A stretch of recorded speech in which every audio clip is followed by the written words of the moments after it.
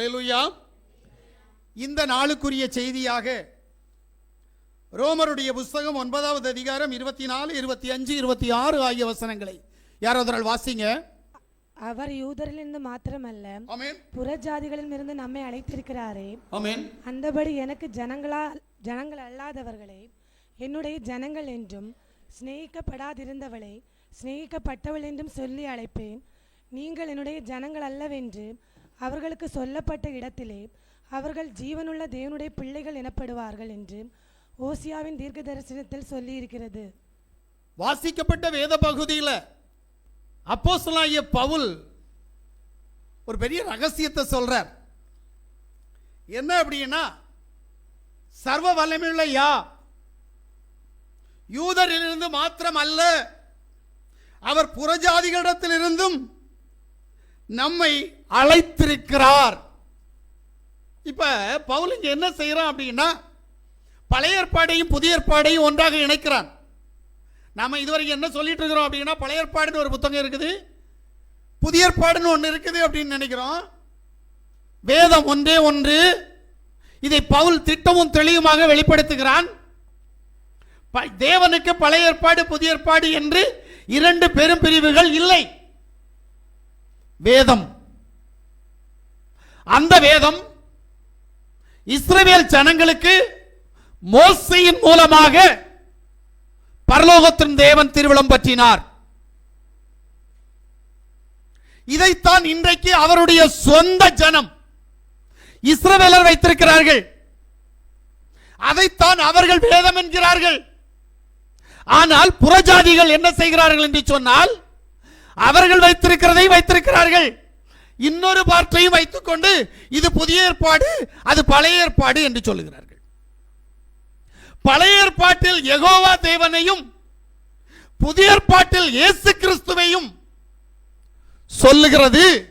ஆனபடியினால் ரெண்டு வேதம் ஒன்றாக இருக்கிறது. எனக்கு ரொம்ப தமாசா இருக்கு இந்த சம்பவம். எப்படி அப்படின்னா, கிறிஸ்தவர்கிட்ட போய் உங்க கடவுள் யார் அப்படின்னு கேட்டா, பிதா குமாரன் பரிசுத்த ஆவியாகிய மூன்று கடவுள் ஒன்றாயிருக்கிறார்கள்.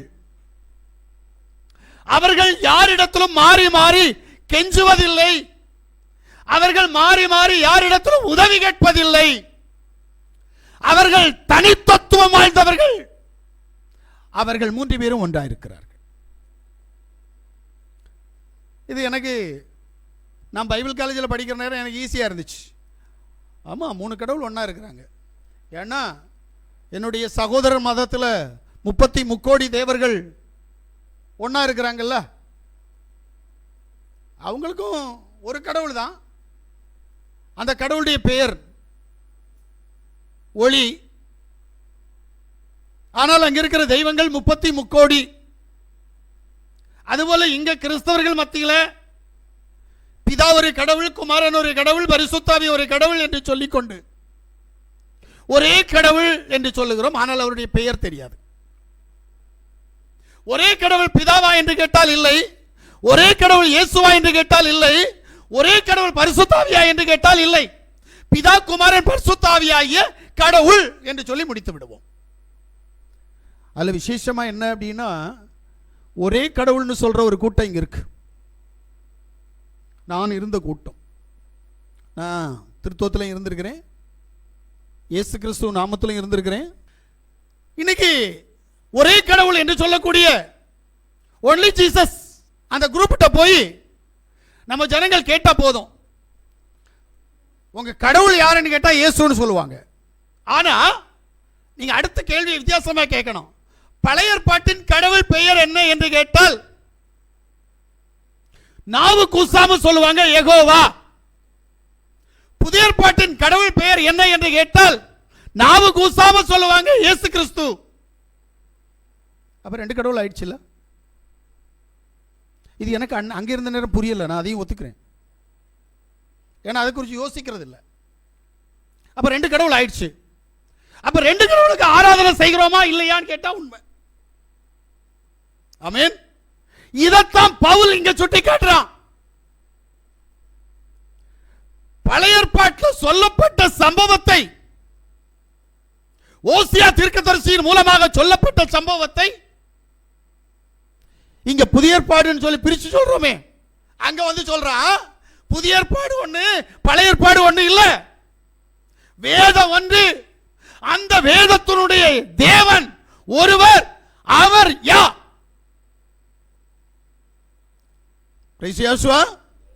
ஏன்னா நான் இவனை குறித்து கொஞ்சம் வித்தியாசமா யோசிக்க ஆரம்பிச்சேன்.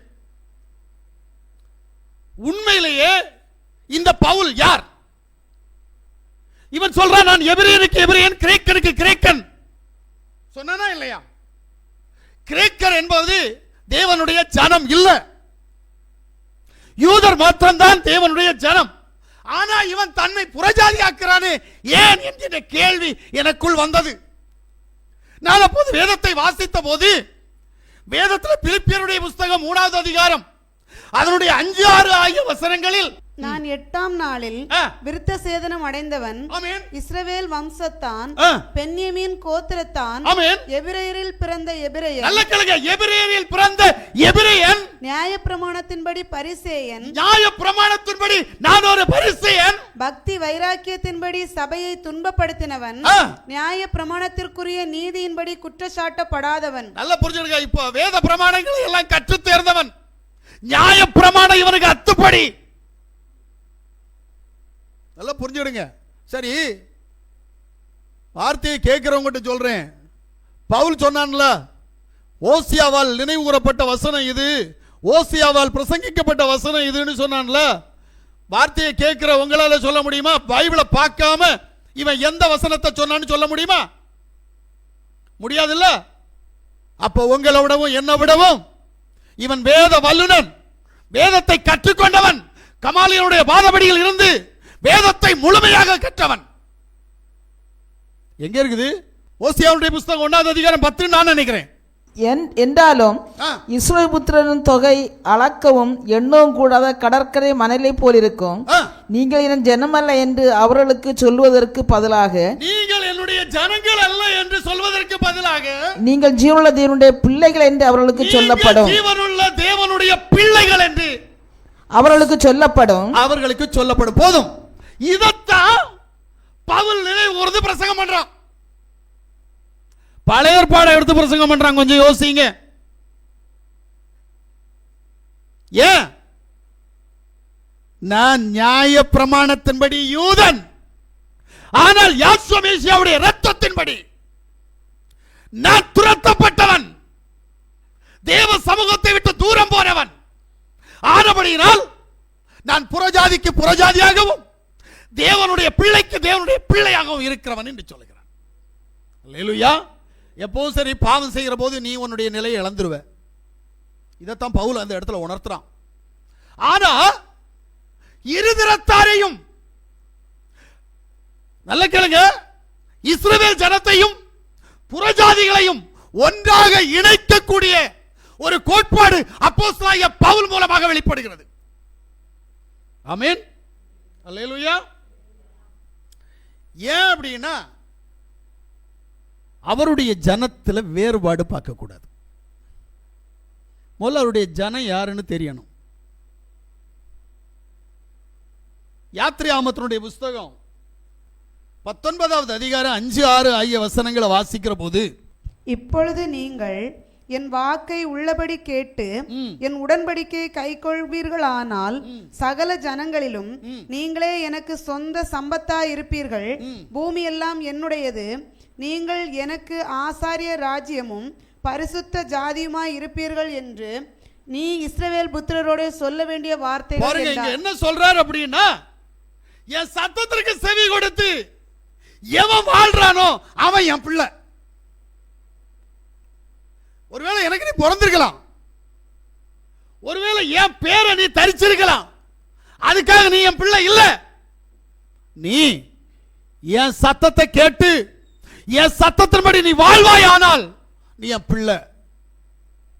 இப்ப இஸ்ரவேல் ஜனங்கள் அவருடைய ஜனமா இருக்கிற பிள்ளைகளை அவருடைய ஜனம் இல்லைன்னு நினைக்கிறார். ஏன்?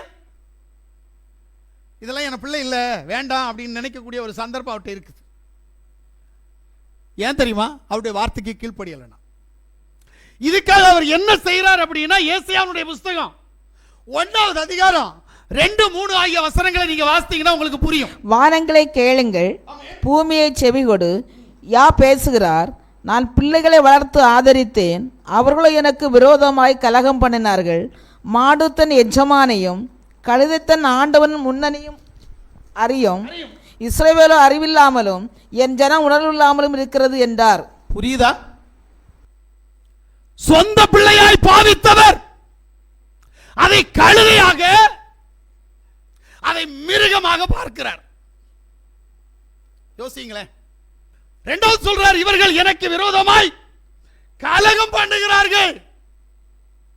மானிட வர்க்கமாக இருந்த இஸ்ரவேல் ஜனம் மிருக குணமுள்ளவர்களாக மாறுவதற்கு எதனால் என்று சொன்னால் அவர்கள் கலகம் பண்ணுகிறவர்கள்.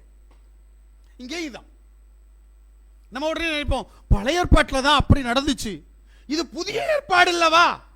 என் தேவனுக்கு பழைய ஏற்பாடும் இல்லை, புதிய ஏற்பாடும் இல்லை, வேதம் தான் இருக்கிறது. வேதத்தின் அடிச்சுவட்டில் அவருடைய சொந்த பிள்ளை கலகத்தின் நிமித்தமாய் மிருக குணமானது போல நீ யாரா இருக்கிறாய்? நீ யாரா இருக்கிறாய்? நீ கலகக்காரனா இருந்தால் நீயும் மிருகம். என்றைக்கு ஒரு நாள் இந்த வேதத்திற்கு விரோதமாய் கலகம் பண்ணுகிறாயோ, இந்த வேதத்தின் தேவனுக்கு விரோதமாய் கலகம் பண்ணுகிறாயோ, இந்த வேதத்தின் ஆசாரியனுக்கு விரோதமாய் கலகம் பண்ணுகிறாயோ, இந்த வேதத்தின் சபைக்கு விரோதமாய் கலகம் பண்ணுகிறாயோ, அன்னைக்கு நீ மிருகம், நீ கலகக்காரன். பிரைஸ் யேசுவா, அல்லேலூயா. அப்ப அதுக்குரிய தண்டனை உனக்கு உண்டு. இஸ்ரவேலுக்கு கொடுத்தார் தண்டனையை, தெரியுமா உங்களுக்கு? ஒருத்தன் செஞ்ச தப்புக்கு அவன் சந்ததிக்கு 4 வருஷ தண்டனை, அப்படிதானே? அம்மோ 400 வருஷமா? பாருங்களேன். அப்படி என்னதான் தப்பு பண்ணான்னு எனக்கு ஒண்ணும் புரியல. ஏன்னா இந்த ஆபிரகாமுடைய சந்ததிக்கு மூதாத்தையும் ஒருத்தன் இருக்கான் பாருங்க, ஆதி தகப்பன். இவன் என்ன பண்ணுனா அப்படின்னா, ஒரு பலி செலுத்த போனான். பலியில பறவைகளை பலி செலுத்துகிறான். பலி செலுத்தினவன் அதனுடைய குடலை கீறி, வயித்தை கீறி குடலை வெளியெடுக்கல, பலி செலுத்துறான். பலி செலுத்துற நேரம் விசுவாசியே கேளு, தூக்கம் வந்துச்சு. என்ன வந்தது? தூக்கம். தூக்கம் வேற ஒண்ணு வரல, தூக்கம் வந்துச்சு. தூக்கம் வந்த போது வேதம் சொல்லுகிறது, அவன் பலி செலுத்திக் கொண்டிருக்கிற போது, ஆராதித்துக் கொண்டிருக்கிற போது தூக்கம் வந்தது நிமித்தமாக அந்த பலி மிருகத்திற்குள் காக்கா வந்துச்சு. காக்கா வந்து வேஸ்ட் பொருளை கொத்தி எடுத்துச்சுங்க. குடல் தேவையா? அது தூரதானே போடுவீங்க. இப்ப இந்த வேஸ்ட் பொருளை காக்கா எடுத்துருச்சு. ஏங்க இதுதாங்க தப்பு, வேற ஒண்ணும் இல்லைங்க. இதுக்காக அவனுடைய சந்ததி 400 வருஷம் அடிமைத்தனம். யோசித்து பாரு. இதை யோசிக்க மாட்டேன். புதிய ஏற்பாட்டில் பாவம் செய்ய, பொய் சொல்லாத, களவு செய்யாத, கெட்ட வார்த்தை செய்ய, இதைத்தானே சொன்னார். நான் இதை செஞ்சதே இல்லை. பலி நேரத்தில் தூங்குற உன் சந்ததி என்ன பாடுபடும் தெரியுமா? நீ புறஜாதி, நீ புறஜாதி, அவருடைய சொந்த ஜனம் இல்ல. ஆனா அவருடைய சொந்த ஜனத்திற்கு இந்த கதி. ஆனா உனக்கு எனக்கு என்ன கதி தெரியுமா? புரியல. தூங்கி தூங்கி விழுற. வேதம் சொல்லுது தூக்கம்னு சொல்லல, நித்திரை மயக்கத்தின் ஆவி ஒன்ன பிடிச்சிருக்கான். இதனால உனக்கு மாத்திரமல்ல, உன் சந்ததியை நான் கடாட்சிப்பேன். அவனுக்கு தான் நான் தண்டனை கொடுப்பேன். முடிஞ்சிச்சா? யோசிக்கிறியா? ஆமென். இந்த காரணத்தினால தான் இஸ்ரவேல் ஜனத்தை கலகம் பண்ணினவர்கள் என்று சொல்லி ஒதுக்கி தேவ சமூகத்தை விட்டு தூரப்படுத்த வேண்டும் என்று நினைத்தார். அப்ப உன்னை என்னை விட்டுருவாரா? இல்ல, தண்டனை எல்லாருக்கும் தான். ஏன்னா தேவன் சொல்றார், நான் பட்சபாதம் பார்க்க மாட்டேன், தூங்குறோம் எனக்கு செல்ல பிள்ளையாகும், அதனால தூங்குமோன நித்திரமேக்கத்தின் ஆவி இருந்தாலும் பரவாயில்ல, ஒன்ன நான் தாளாட்டி தொட்டில்ல போட்டு தாளாட்டி பால் புட்டி எடுத்து வாயில வச்சு மேல ஒரு கிழக்கையும் கட்டி ஆட்டிக்கிட்டே இருப்பேன் அப்படின்றாரு. அப்படித்தானே பண்ணுவாங்க சின்ன குழந்தைக்கு அப்படித்தானே பண்ணுவாங்க. பிள்ளை அழுதுட்டு இருந்தா இந்த அம்மாவுக்கு வேலை இருக்கும். இந்த அம்மா என்ன பண்ணுவாங்க அப்படின்னா, பிள்ளையை கொண்டு போய் தொட்டில்ல படிக்க வைப்பாங்க. அவன் நினைக்கிறா பாஸ்டர் பொண்டாட்டி இப்படி தான் செஞ்சாங்களோ அப்படின்னு நினைக்கிறான். தொட்டில்ல போட்டு குழந்தைய போட்டுட்டு வாயில என்ன செய்வாங்கன்னா, பால் புட்டியவோ அல்ல ஒரு சின்ன ஒரு ரப்பர் தொண்டு இருக்கும், அதுக்கு பேர் மறந்துட்டேன், நிப்பிளா ஏதோ ஒன்று, அதை தூக்கி உள்ள வச்சுட்டு மேலே ஒரு கிளிக்காம்பட்டியை தொங்க விடுவாங்க. இப்போ என்ன செய்யும்னா, அது வாய்க்கு அழ முடியாது, அதுக்கு பார்வை மேலே இருக்கும், காது அங்கே இருக்கும், அது அழுகையை நிறுத்திடும். எங்க அப்பா உன்னை இப்படியெல்லாம் தாளாட்ட மாட்டார். அவர் எப்படி தாளாட்டுவார் தெரியுமா? பிறந்தலையில 4 கொடுப்பார், முந்தலையில 4 கொடுப்பார். எப்படி? என்ன ஆராதிக்கிறேன்னா, அண்ட சராசரங்களை சிருஷ்டித்த தேவன், எனக்கு முன்னாடி உனக்கு மரியாதை இல்லை இல்ல? சினிமா படம் பார்த்தா எப்படி இருப்ப? தூங்குவியா? நான் தான் பார்க்குறேன், 2-3 பேரை எல்லாம் பார்ப்பேன். சினிமா கதை சொன்னா அப்போ என்ன இன்ட்ரெஸ்டா கதை சொல்லுவாங்க தெரியுமா?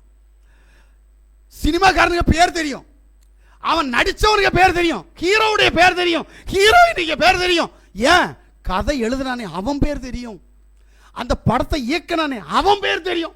எனக்கே ஆச்சரியமா இருக்கும். ஒரு நாள் நான் என் முன்னாட்ட போய்க்கிறேன், ஆமா இதெல்லாம் இவங்களுக்கு எப்படி ஞாபகம் இருக்குது? நான் படம் பார்த்துருக்கிறேன், இல்லைன்னு சொல்லல, ஆனா ஒரு சுக்கம் இருக்காது நம்மகிட்ட. ஆனா இவங்களுக்கு எல்லாருக்குமே கதை எழுதணும் பேரு, டைரக்டர் பேரு 2 ஒன்று தானோ இல்லையா? அத்தனை பேருடைய பேர் தெரியுதா, ஆனா தேவனுடைய வசனம் மட்டும் உள்ள போக மாட்டேங்குது. ஏன்? அப்ப பிசாசு எப்படி கிரியை செய்து பாத்தீங்களா? இது என்ன தேவனுக்கு பிடிச்சமானதா? இல்ல, இது சாபம். 1 மணி நேரம் அதுக்கு செலவு பண்றல, இந்த 1 மணி நேரம் தேவ சமூகத்தில் இருந்து பாப்பியா? இல்ல, குறுக்கு வலிக்குது, தூக்கம் வருது, இல்ல இப்ப ஜெபம் பண்ண முடியாது, நான் நைட் வீட்டில் போய் ஜெபம் பண்ணுவேங்க. சொல்றேன்ல, இப்ப 1 மணி நேரம் வேஸ்டா சினிமாக்காரனுக்கு பின்னாடி போனோமே, அவனை சம்பாதிக்க வைக்கிறோமே, நம்ம சம்பாதிச்சோமா?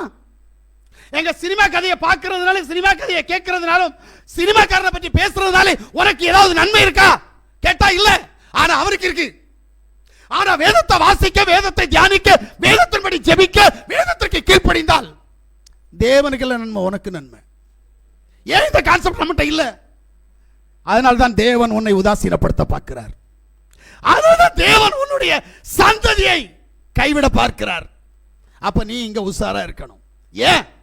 நான் அவருடைய ஜனமாய் வாழணும். 26வது வசனத்தை மறுபடி வாசிங்க. ரோமருடைய புஸ்தகம் 9வது அதிகாரம் 26வது வசனம். நீங்கள் என்னுடைய ஜனங்கள் அல்லவென்று அவர்களுக்கு சொல்லப்பட்ட இடத்திலே, நல்லா புரிஞ்சுக்கிடுங்க, நீ என் பிள்ளை இல்ல, நீ எனக்குரியவன் இல்லை என்று சொல்லப்பட்ட இடத்துல அவர்கள் ஜீவனுள்ள தேவனுடைய பிள்ளைகள் எனப்படுவார்கள். போச்சா? ஆமென். இப்ப அவர் உன்னை நேசிக்கிறாரா இல்லையா? அவர் உன்னை நேசித்தால் அவர் உன்னை அவருடைய பிள்ளையாகத்தான் பாவிப்பார். நம்ம எல்லாம் சொல்லிக்கிட்டு இருக்கிறது உண்மைதான். என்ன, அவர் நேசிச்சிருக்கிறார், அதனால எனக்கு அற்புத அடையாளங்கள் செய்கிறார், எனக்கு துணையாக இருக்கிறார், என்னை பாதுகாக்கிறார், எல்லாம் சொல்றோம்ல. ஆனா உண்மையிலேயே அவர் உன்னோடு கூட இருக்கிறாரா என்று கேட்டால் பெரிய சந்தேகம். உனக்கு தெரியும், இப்ப நீ செத்து போனா, உன் ஜீவன் உன்னை விட்டு எடுபட்டால் நீ எங்க போவ? கொஞ்சம் யோசிக்கிறியா? பிரைஸ் யேசுவா, அல்லேலூயா. நன்றாக புரிந்து கொள்ளுங்கள், நாம் மரித்தால் நம் நிலை கஷ்டம். ஏன்னா பரிசுத்தம் இல்ல, உண்மை இல்ல, யாவுக்கு கீழ்ப்படுகிற கீழ்ப்படிதல் நம்மகிட்ட இல்ல.